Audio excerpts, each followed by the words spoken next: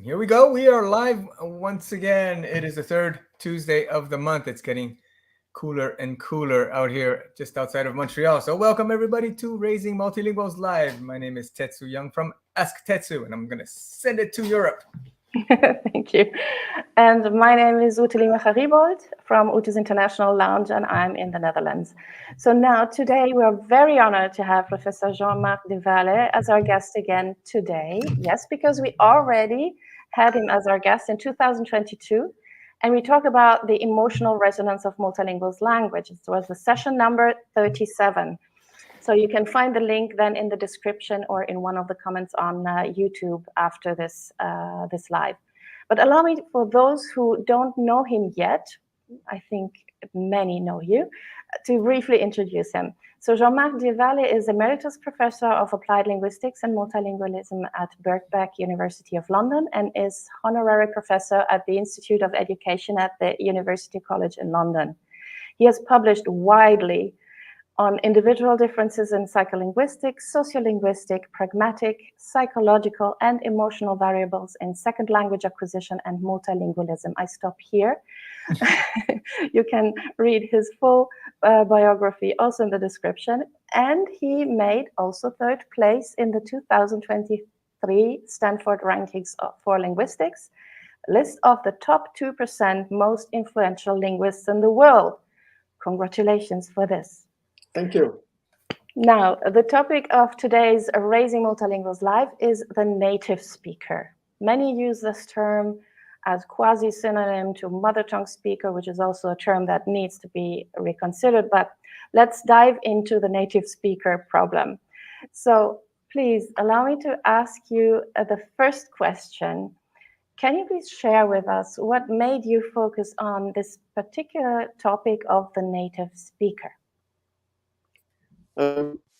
Well, I think I became interested in a native speaker having moved from Belgium to the UK and suddenly discovering that I was not among native speakers of French or Dutch.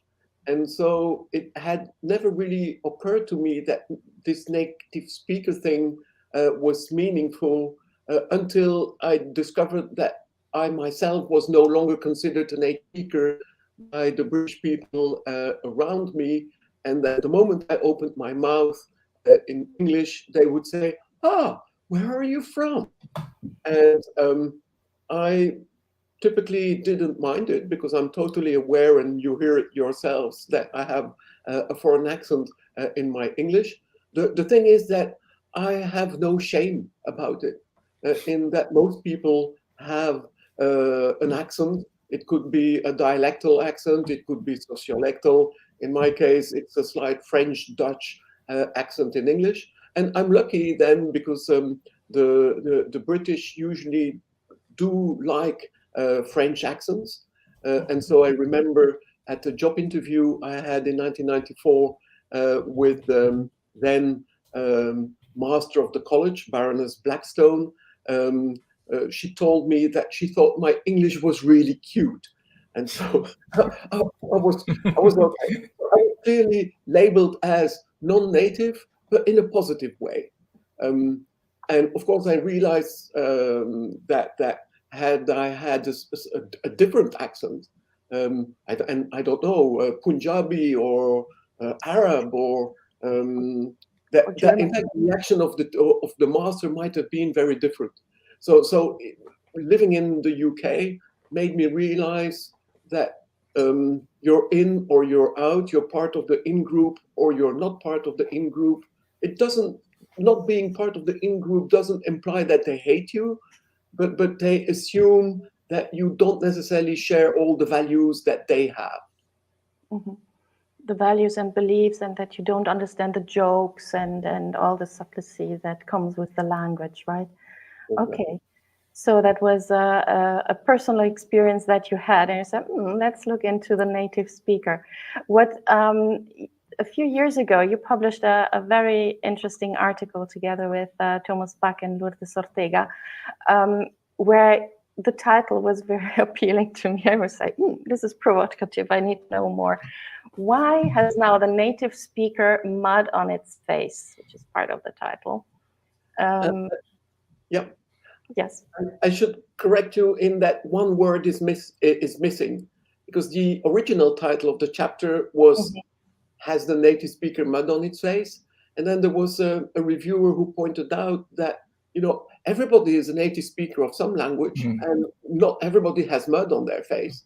So we added the word mythical in front of native speaker, because that changes the meaning to the idea that people have that native speakers are on like some plinth, like a statue in a museum, and that they deserve all the honor and the respect that is due to them. So that is the type of native speaker, or the idea of native speaker, that we disagree with. But obviously we don't disagree with any native speaker, because we are all native speakers of various languages ourselves. Yes. So I corrected this little thing. So now it's mythical native speaker. Yes. So why does it have mud on its face? In fact, I would say that you may recognize the reference to "We Will Rock You" from Queen. Was listening to the song and to the lyrics. You've got mud on your face. Big disgrace. Yeah. All over your face. Marvelous. And I suddenly remembered the lyric when writing this chapter, and I thought, right, I can place one of my favorite lyrics as the title of the chapter, and Lourdes Ortega and Thomas Bach both agreed. And so the whole point is that mud is something that can be washed off. It's also something that doesn't disfigure you, but it is something that is visible. And I would say it's like a protest action that, we walk into the museum with the Venus of Milo, and we throw a rotten tomato at her head. I absolutely don't recommend to anyone doing that, but it is to have an image that something that you think is perfect is in fact less than perfect. And that was the aim of this title. Yes. Can you, and then I think at some point of your article, you also, you say that mud can be washed off, whereas the ideological stain is indelible. Yeah. Indelible. Yeah. So that is the stain of then the concept of the mythical native speaker, right? Yeah. So the thing is that we wouldn't get so worked up about the native speaker and the status of native speaker if it wasn't connected to what we perceive to be social injustice, namely that teachers who are native speakers of English and work in Thailand, for example, earn twice as much as teachers who do exactly the same job, but were not born with English. Yeah. And that, I think, is just a screaming, unacceptable injustice. And so, and of course, it's part of, I would say, business, the business model, that language schools feel that they will attract more students if they can advertise that some of their teachers are native speakers, and teachers, parents typically believe that, and are prepared to pay or to pay more to have native speaker teachers. And it's obviously totally wrong to think that because somebody is a native speaker, that person will automatically be a better teacher. Because being a good teacher is much more than having a native accent or not. So yeah, that's where I get really worked up. Yes, and you were mentioning the accent before. And I think this stressing on the accent or shaming people because of their accent of some kind, not now the French one that you said at the beginning has rather a nice connotation, but we are talking maybe of other accent. It can be also regional accents from the same country, so it doesn't need to be a foreign accent in terms of from another country. And that is something that I find important to highlight, that it is very detrimental for every foreign language learner or English language learner, if we talk about English, because I mean, everything that we say here can also be applied to French or German or whatever other language. So although we are speaking now English, maybe the examples that we make are in English. I think ideologically, we have passed this idea that there can only be one variety of language that is acceptable. I think also on television, on the sorry, I think the sound is gone. Maybe something changed in the settings. Did you touch something? Perfect. I may accidentally have pressed something there. Let me. No, you're fine now. We hear you. You're back. It's fine. I'm back. I think okay. you muted yourself, I think, accidentally. Yeah. So, so what I was saying is that there is more tolerance towards diversity in accents, and that is absolutely crucial. Yeah, sorry, I seem to have an issue here with Teams wanting to activate, so I will quit that. Yes, no, yes, indeed. The ideological aspect of this is quite strong, I think, across cultures, especially when it comes to English. Yeah. And yeah, that's what you want to say. No, just I'm thinking this is definitely, as Jean-Marc mentioned, it's the model is like that because of the perception of the user or the audience, the language learner or the language learner's parents. It's just a general perception that somebody who is a native speaker must, by necessity, be good at that language, and henceforth good at transmitting the language or teaching that language, which may or may not be the case. Absolutely. And we can definitely argue that somebody who has gone through the process of learning it as a second language or third language would have a better understanding of the process of learning it. So I think one can argue that, but it's not the general perception, I think, is really the point. And how do we change that? Yeah, yes. Absolutely. It's a hard argument to make. Because for the general public, it seems obvious that the native speaker is preferable to the non-native speaker. Mm-hmm. And what we found, we did research on this, and that it is not entirely wrong, in the sense that you need a teacher who knows the language really well, who knows the language at an advanced level. So if your teacher knows the language only at an intermediate level, well, yes, then that person may lack some of the knowledge and skills that are needed to make the teaching optimal. I agree with that. So I'm not saying that we don't really need to know the language. Yes, of course, we need to know the language. We need to love the language. And I did a study with a former PhD of mine, where we discovered that the boundary was really between EFL teachers who had English as a foreign language. The boundary was those who had B1, B2 level, according to the Common European Framework. So they were intermediate, advanced intermediate. And the teacher? Or they were teachers. The teacher. Really? Wow, okay. Foreign language teachers. And the other part of the group had C1 or C2, so they were advanced users of English.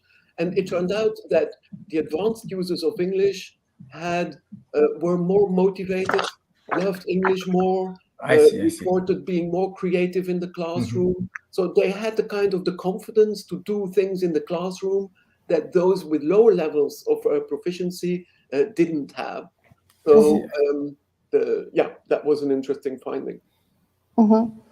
And is there also, I'm thinking of a case. So let's say parents send their children to a bilingual daycare here in the Netherlands, for example. And there, for example, if the teachers might be they have Dutch as their first language, let's use that term, and know English to a certain amount, to a certain level of proficiency. And there the requirements are, or were a few years ago, B2 level, B2 maybe, level for the teachers.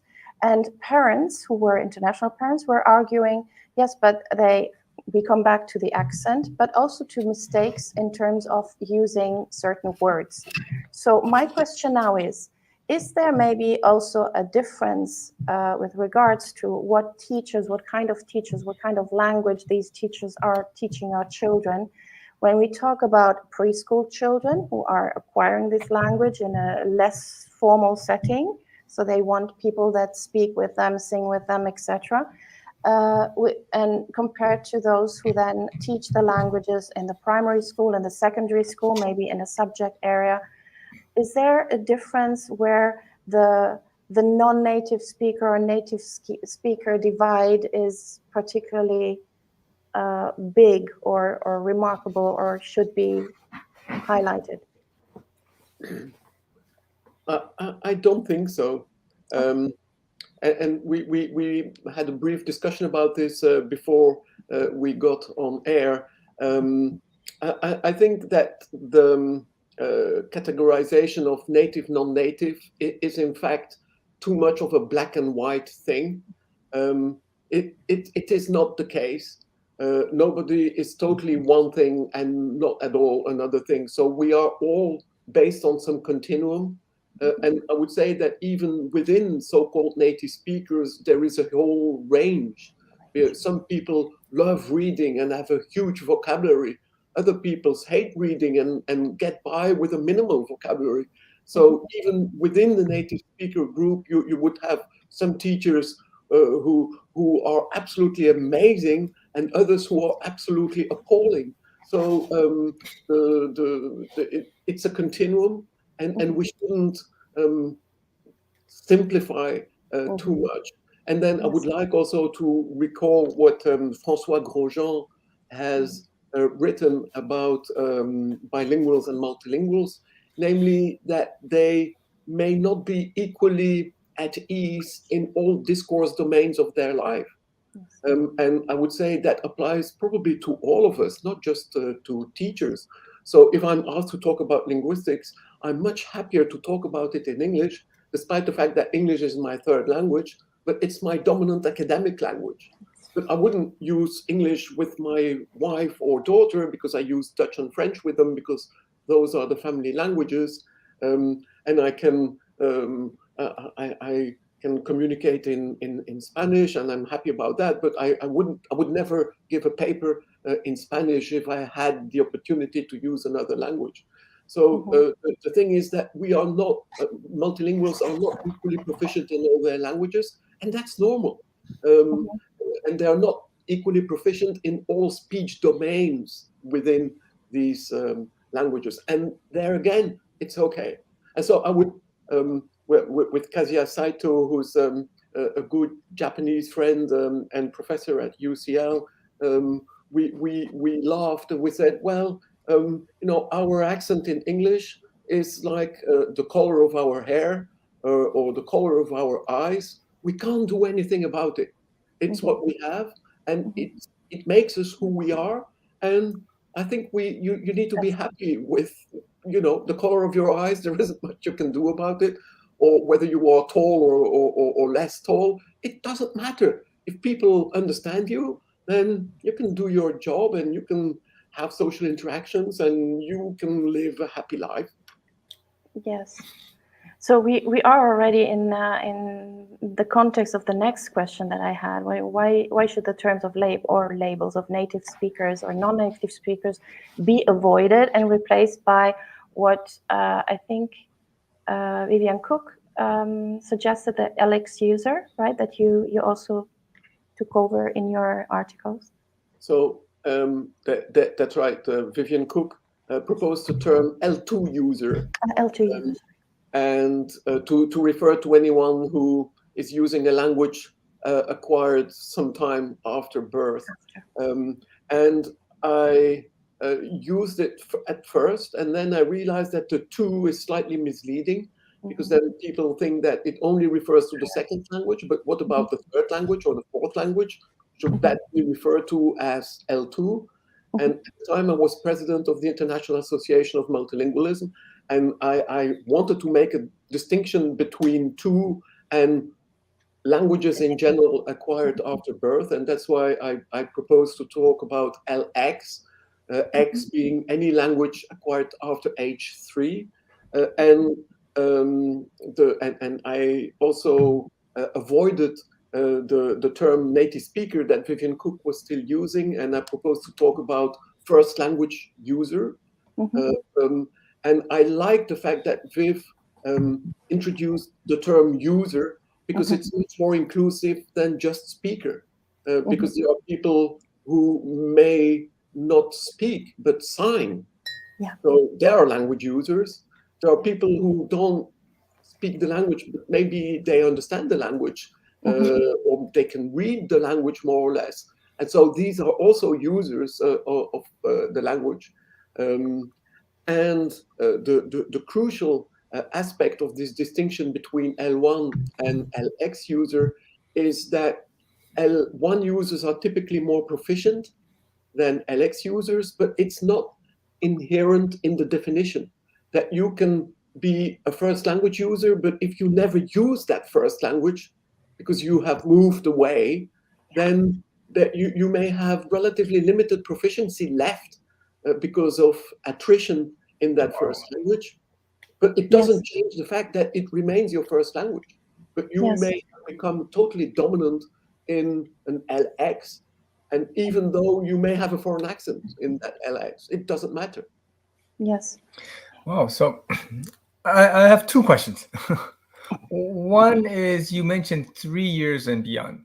What's the basis for the 3 years cutoff? Is it 3? Is it 3 and older, or is it 3 and under is L1, 4 and older? I don't know where it is, but I do agree that 3 is really a period where they have explosive growth, and it does seem logical. But what is your rationale for using the 3-year-old as a cutoff? It's good of you to notice that. In fact, the moment you talk about thresholds or boundaries, people will disagree with it. So we say 3, but it's in fact for convenience sake. Okay.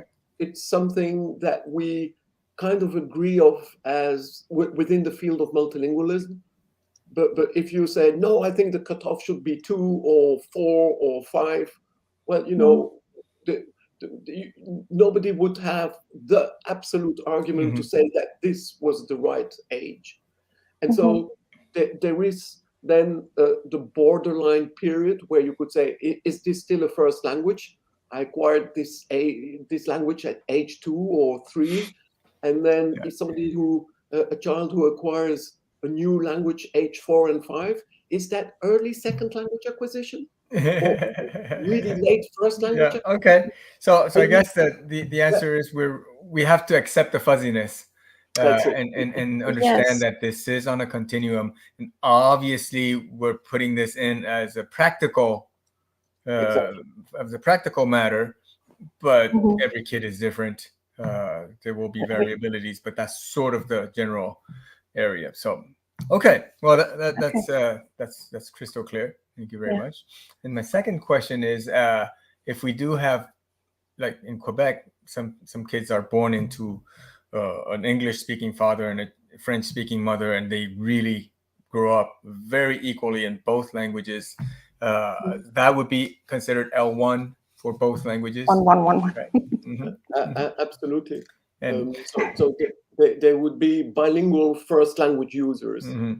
So if that is the case, then going on to LX, do you mean LX as in really LX that is not L1, or is the X an algebraic term, and we're saying L2, L3, L4? You can add. So yeah, exactly. So the third language would be L2 or L3 No. if we have two L1s. That's true. It depends on how specific you want to be. If you want to compare a group of people who have French as a second language or French as a third language, then you will make that distinction between L2, L3. If you don't need to make that distinction, you will say that they are all French LX users.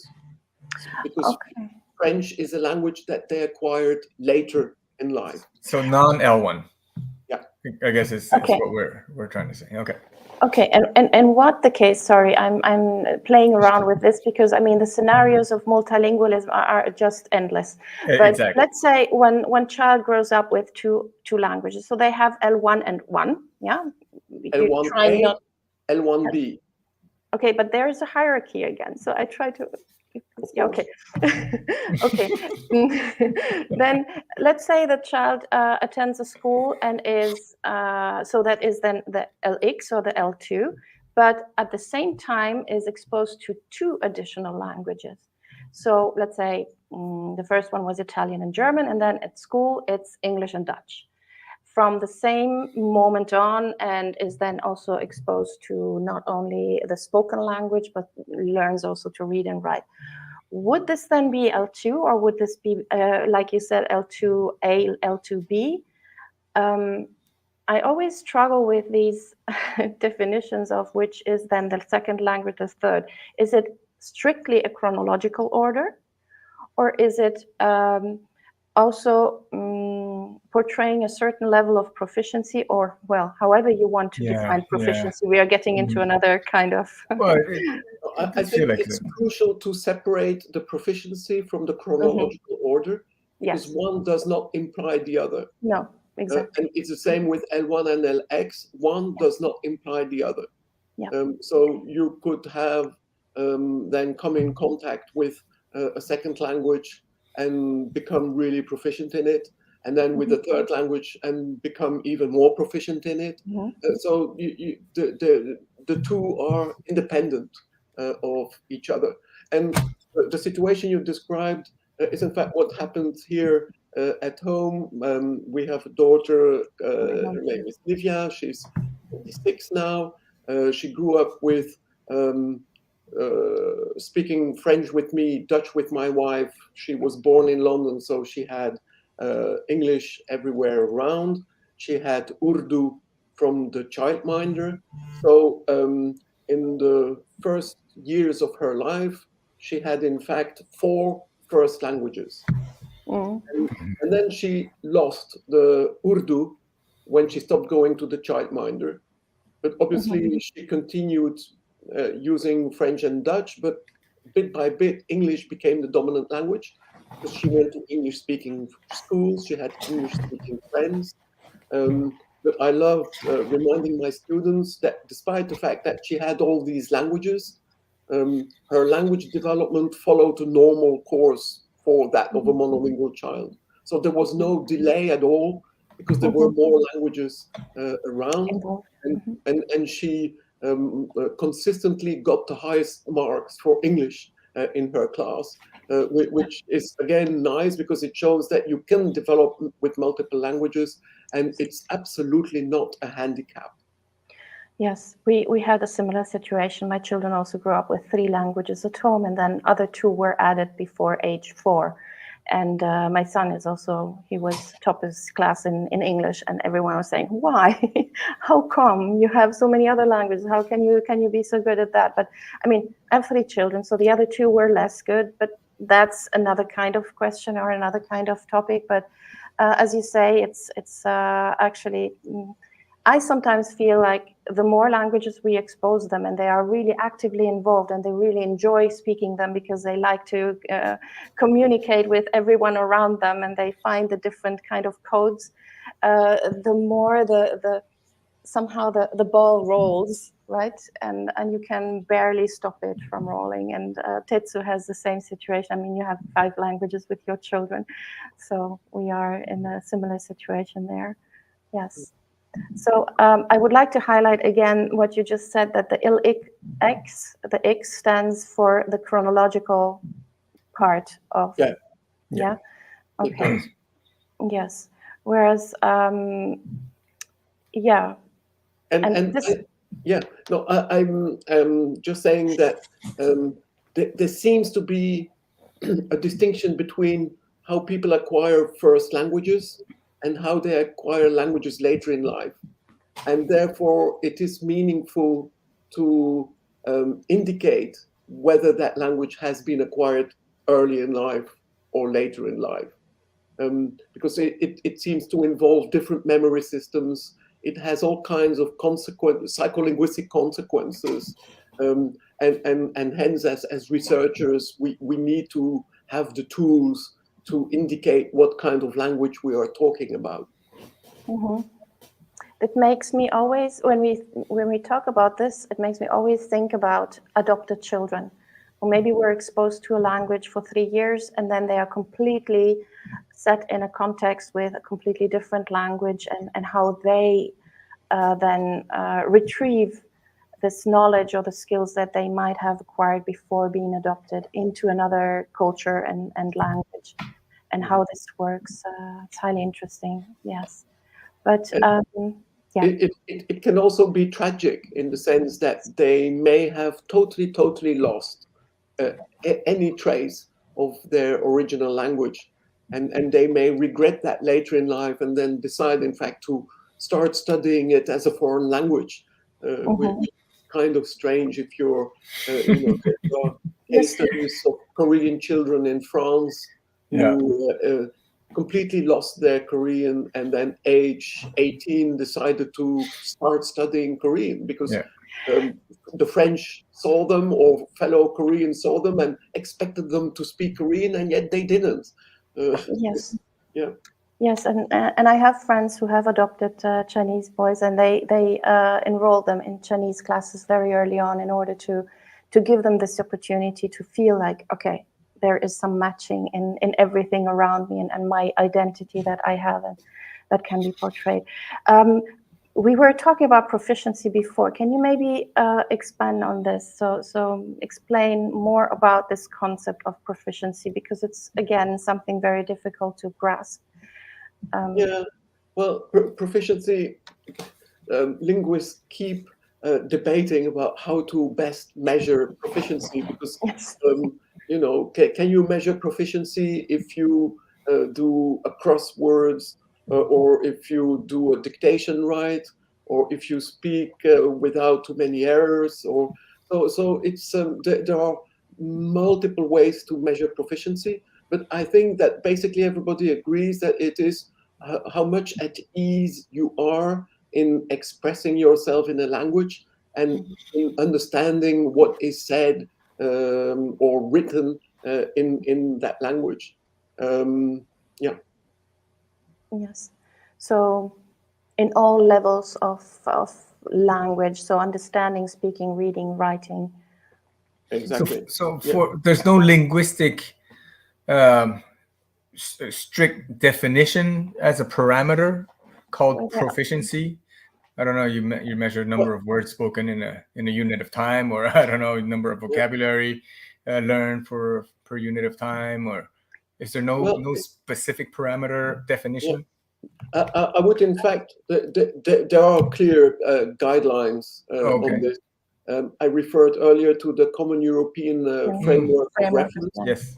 And that describes in great detail, starting from absolute beginners, A1, to advanced beginners, A2, and then intermediate levels, and then advanced level, the things that people are expected to be able to do in order to call themselves, oh, I have an A2 level in French or Dutch or Punjabi. Mm-hmm. Yes. Yeah, I guess one could argue personality would enhance certain, I guess, people who have less fluency but better communicative, I don't know, personalities. I don't know. I've never taken a test for within the European framework. I don't know, Okay. but I've read the definitions. You should be able to do this within a business context or something like that, right? But if you are, I think they are highly correlated. If you are really good at writing and reading a language, you're probably pretty good at speaking it too. You may have a strong accent, but that doesn't necessarily mean much. So these skills are typically grow together. I would say. Mm-hmm. Yes. And the crucial point is then also to realize that not everybody needs maximal proficiency in all the languages they know.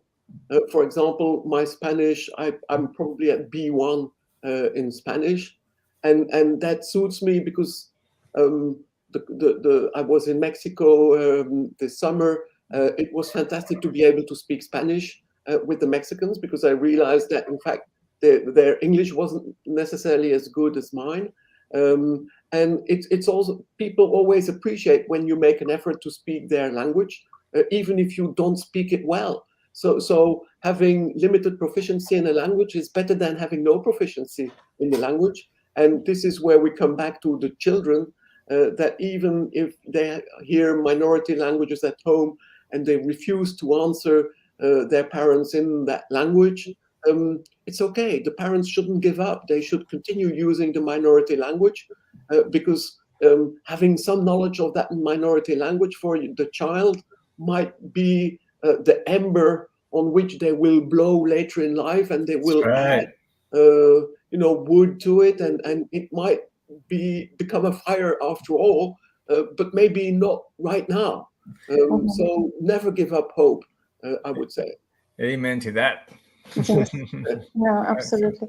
But I think one of the very important points about proficiency when parents want their children, I hear sometimes they say, but my child is very fluent and they are 2 years old. And I say, actually, they have the whole life in front of them to become even more fluent, however you want to call this, or more proficient, whatever term you want to use.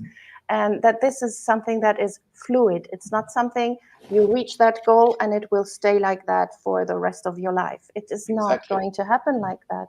Exactly. And that's also where the metaphor of the fire is useful. That if the parent stops providing wood to feed the fire, it will disappear. Yeah. So you need to keep the fire going. Otherwise, it will be lost, because it's one of these fascinating, amazing things that linguists don't understand. It's that a child, typically before the age of 12, if they suddenly stop hearing a language, they will completely lose it. And they can lose it in a relatively short time. And in fact, I don't think there is an answer to why that happens up until age 12. And it typically doesn't happen if the child reaches age 14 or 15 and they stop hearing a language. They will typically not lose that language completely anymore. So in fact, there are plenty of mysteries left in multilingualism research. Yes. So is it really a mystery, or do they have some kind of ideas why this might happen around age 12? I haven't looked into that recently, but last time I looked, there was absolutely no idea. Okay, it can't be related to the fact that around age 12 there is a lot of going on in the educational systems around the world where the children have to focus on other things or so. No, I'd like to know more about this, but this is just me. Sorry. But if it's such a specific age, yes, I'm thinking it could have more of a physiological underlying, exactly. like as well. brain development. Something Exactly. critically happens at age 12, where the completion of the brain formation. Yeah, I think it's probably linked to that. Because you find the same phenomenon, whatever the culture, whatever the language. So it's probably something to do with maturation of the brain. And the whole body, I guess. Interesting. Hormones included, etc. Maybe we can ask Thomas next time. Yes, maybe. Yes, Thomas, if you hear us, be prepared. That's right. So I would like to touch something else. Now, many parents want their children to be taught the language by the native speakers. We mentioned this before. But non-native speakers may also be just as good teachers as native speakers, like Lourdes said in 2009. Can you please debunk now the myth? You have already done it before, but can we maybe debunk it again? That the myth that the native speaker is somehow superior. In what regards you would like to maybe emphasize? Yeah, well, of course, the person who was born with the language has not just the typical pronunciation of that language that would be expected from a member of that community, but also has cultural knowledge and has knowledge about practices, about food, about sports, about all the kind of things that you learn as you grow up, as you socialize into a culture. If you learn that language in a foreign language classroom, of course, you can't have all that knowledge. So your accent might be slightly off, but that's in fact of no importance whatsoever. But maybe you don't know what the typical jokes are. You don't know that much about your mom never prepared these dishes that you are talking about in the classroom, and it doesn't mean that therefore you're not going to be a good teacher. But there are some things that you don't know. However, there are some things that you know that the native speaker teacher who maybe hasn't learned linguistics or didactics may not know, namely the process of learning this language and the difficulties that one may encounter learning this language. And so I think that students are appreciative when the teacher says, oh, yeah, this is hard, isn't it? Learning the cases in German. I struggled with this when I started, but now I think I master it quite well. But occasionally I may make a mistake. And I think that, in fact, students like it when their teachers show humility and when they don't claim to know it all, but they claim that sometimes they make mistakes and that, maybe they have a grammar with them or a dictionary. And they say, well, sometimes we may come across a word that I don't know in this language, but no problem. Here is a dictionary. And that's what I did when I taught Spanish at the very start of my career. And that's what I told my students. I said, my Spanish is pretty good, but obviously I'm not a native speaker of Spanish. And hence, if you're not sure about something and I'm not sure about something, we will just check it together. And this works if you have sufficient skill and confidence that the students will learn something. And I remember, in fact, being confronted, being in a similar situation, teaching karate when I was only a blue belt, and there were no senseis left, there were no teachers, and I was the only one who could teach that class. But obviously, I was not a black belt, and we used to have only black belts as senseis. So I told my friends and students, I said, well, either we give up or you allow me to teach this class to the best of my ability. But I'm the first to admit that I'm not a black belt. I'm only a blue belt, but I'm learning and improving. And I think that, again, it worked because the students appreciate that you're not claiming to know things you don't know. You show humility and you do clearly have skills that they don't yet have. So they are eager to learn from you. And so that worked out.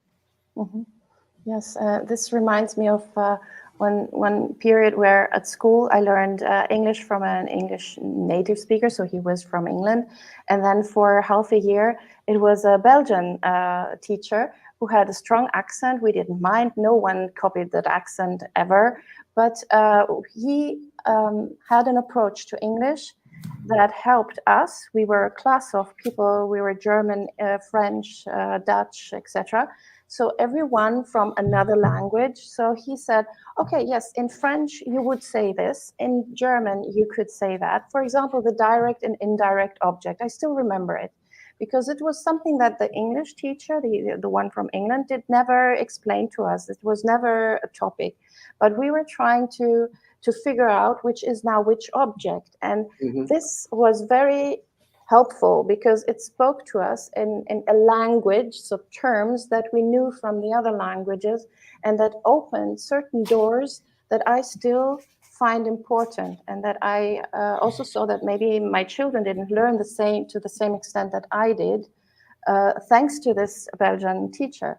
So there are, I think, maybe the way I see it is if it is a person who grew up with that language and maybe didn't study that much and doesn't have that metalinguistic knowledge of the language that someone who learned the language later on has, it is like from the inside out. But from someone who comes from a foreign language, or a cultural background, comes from the outside in.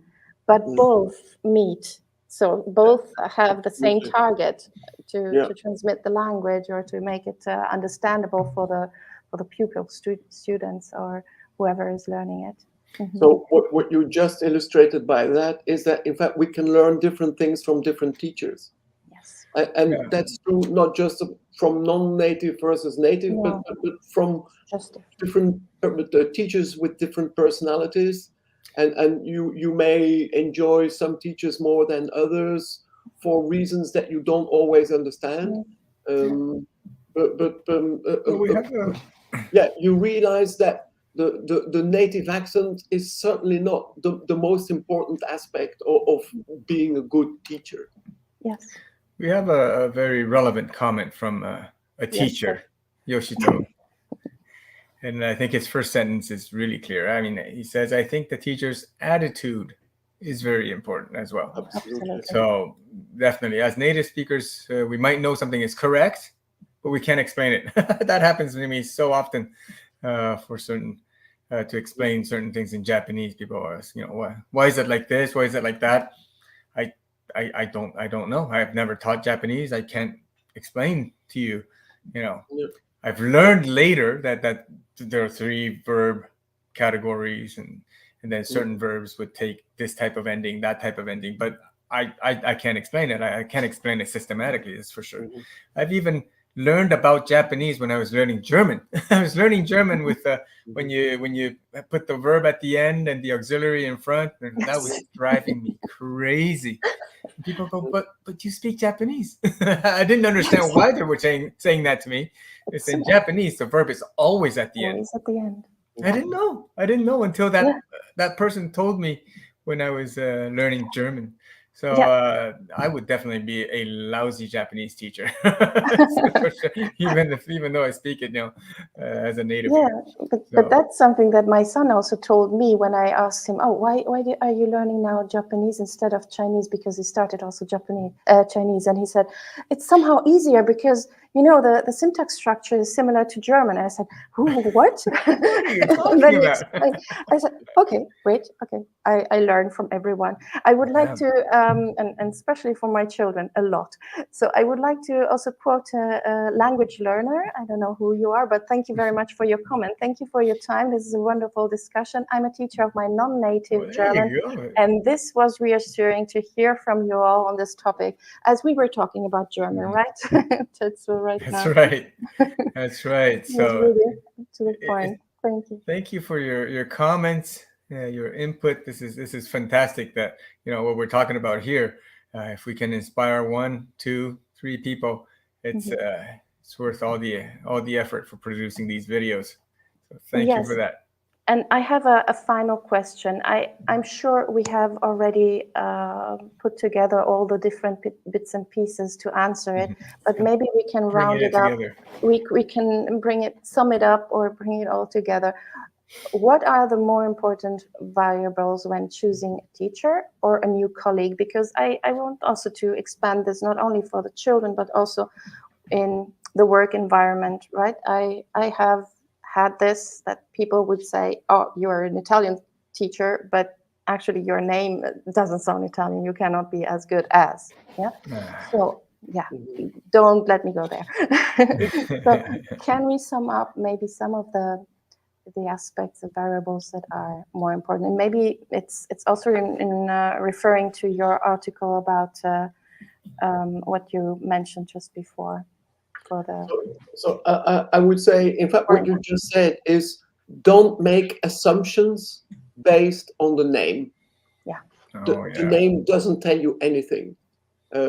Also, don't make assumptions based on the impressive-looking degrees that this person has, because having more degrees doesn't make this person a better teacher. So you need to meet the person, hear the person, and in fact, you can typically form an opinion on a teacher in 2 minutes. Whether this person seems to be engaging, does a teacher have empathy with the student? Is the person friendly? Is the teacher interested? I would say that is the most important part.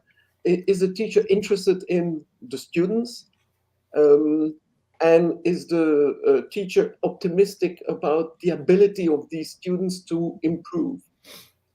I think that because that's the kind of a contract that you sign with your students at the start of the year, when you're going to teach them something, you're going to say to them, okay, well, guys, you have some way to grow in this language. And that's exactly what I will help you to achieve. I will help you grow. And I won't complain that you haven't grown more or less, or etc. I will encourage you to grow. I will, provide you with all the necessary stuff to make progress. But I won't be bitching about you not progressing enough, or not everybody can have top scores. So it will depend on how much effort you put into it. But I will make sure that you have everything you need to grow. Yeah. I think it also reminds now the comment from Yoshito, right? If you are, the attitude. Yeah, the attitude. The attitude of the person is very, very important. Yeah, I also really liked when you said, it's not the number of degrees or qualifications that this person has on paper. Some might even argue, because they have certain degrees or qualifications, their cost is going to go up as a teacher. But when I tell friends to search for a teacher on, I don't know, italki or any type of platform, the more expensive doesn't necessarily mean he or she is more qualified. He may be, if you're very keen on learning the mechanics of a language, the grammar, the rules. But if you're looking for somebody just on a conversational basis, you might want to look for somebody who's not necessarily very expensive, but who's very active and engaging. Like you mentioned this word, I like engaging. You can have a good conversation. That might be, worth much more value for the same, dollars that you're spending. So yes, it depends also on you, the student, I would argue. What you are looking for. What is your objective in that language? Whether you're a kid or an adult, all these parameters must be well thought through. So there's no one size fits all, right? Absolutely. Yes, absolutely. And I would like to make an example of a teacher that turned me a little bit down, because we were raised abroad, so we are Auslandsdeutsche, so Germans abroad, And it was a German teacher, German mother tongue, or whatever you want to call it. And one of the things that he said, and that was very detrimental, was you will never reach the same level of proficiency as your peers in Germany, Austria, or wherever else. And I was like, I mean, I was 13. To say. Exactly. I was 13 years old, but still then I said, I mean, at 13 years, you still think this is an authoritative person, and they know what they're saying. It was a teacher, and he was very a presence, so to say. But throughout the years, I constantly said, I want to prove you wrong. I want to prove you wrong. Right. And I think this is also something to think for parents to be aware of. Whenever someone tells you that your child that grows up abroad and has a certain level of proficiency, they will never be as good as, erase, delete, and replace it with, if we give them enough input and we do it with passion, engagingly, and we see the potential of our children, they can. So to change that narrative somehow, that we also would like to change with the native speaker, or whatever the myth of the native speaker with the interview today. So I totally agree with what you said. And I think the whole point about the native speaker is that it always has a deficit perspective, namely that everybody is in deficit compared to the native speaker. And so it's adopting a view that the glass is half empty rather than half full. And so we need to change the mind, the way we think about this, and see somebody who has language skills as somebody who has language skills. Yes. It doesn't matter how high these skills are. It's in fact of relative little importance. And it goes in the direction of some kind of the positive psychology, right? So to apply that perspective. And I know in one, I think, conference that you had in 2022, you were also saying to be careful about the certain toxic words. So to avoid these toxic terms and expressions when it comes to that. Great. Thank you so much. And we're looking at the clock again, aren't we? Aren't we looking at the clock? It's almost at the top of the hour. Another very, very enriching hour. I will sleep hopefully smarter tonight. Thank you so much for enlightening us again for the second time. This was a thank great you for discussion. inviting me twice. Yeah. After two, there will be a third, right? Absolutely. Yes. As Now the saying goes. As we said, you have written and studied so many aspects of multilingualism, and not only, that it would be a pleasure to having you back. I said this at the beginning. We can do that. Thank you very much. And definitely a shout out to the folks watching live on YouTube, Facebook, and LinkedIn. We do see you come in and out of the discussions, and thank you for your very engaging comments. We always appreciate the likes and the comments and the sharing. And I do see one more coming in. There you go. A little comment. Jamais 203, oui. Vous êtes prêts pour le troisième? Oui. Let's see. Parfait. On est bien prêts, oui. On pourrait le faire en français cette fois-ci. So it is something we should do at some point. Ça m'amuserait. Oh oui, il faudrait le faire. Merveilleux. So, thank you to everybody watching. We will be back once again on the third week of November, the third Tuesday. Now, we will be having a very special guest from Japan, although he is an American living in Japan, a professor at a university over there, and he is another so-called hyper polyglot, not just a polyglot. He speaks many languages, so he knows how to learn languages, and he speaks them very well, including lots of not difficult, but lots of rarer languages that not these main languages. I mean, he speaks Japanese very well, Chinese very well, but he also speaks like Nepalese and some of these rare languages from the Western world, Western perspective. I think he speaks Polish and Portuguese, many languages. So we'll pick his brain about learning languages, and link that also to living abroad and raising kids. He has, I think, 2 children or 1 child raised in Japan. So Dr. Tim Keeley will be with us next month. Do look forward to that. But he's from Japan, so we'll announce the time. It will most likely be at a different time. Yes. Here. Okay. Okay, great. Do look forward to that. The announcement will be coming up very soon. And until then, we wish everybody a fantastic fall season and the rest of this year. Yes. Thank you. Bye. Thank you. Thank you, everybody. Bye-bye now. Bye.